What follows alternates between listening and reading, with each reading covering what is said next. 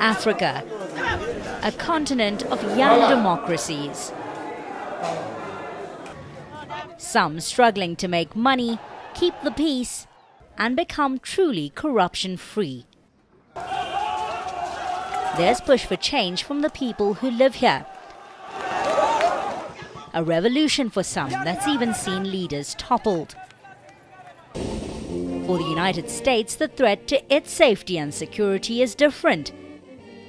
In Africa, it needs to tackle bullies who pose a real danger. Africom, at the invitation of host nations on the continent, helps with training, even the rollout of HIV programs to any African troops in need. But while other countries are taking full advantage of the military mentorship, South Africa isn't as welcoming. I think there is some concern that if I were to go to South Africa, if the South African military leaders, civilian leaders were to meet with me, that might be inconsistent with a view that says, well, maybe we really want to deal with people at the national level. We want to deal with people in Washington. Analysts here at home say South Africa could be smarter in its approach. I think there are two issues. One is one that already existed under the previous government.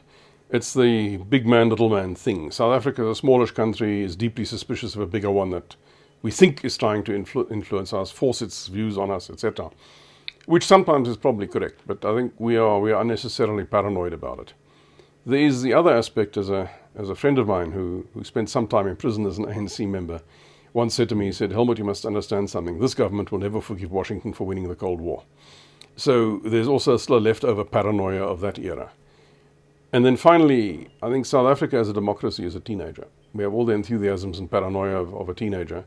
We'll grow out of it, but in the meantime, we're being a little bit immature about it.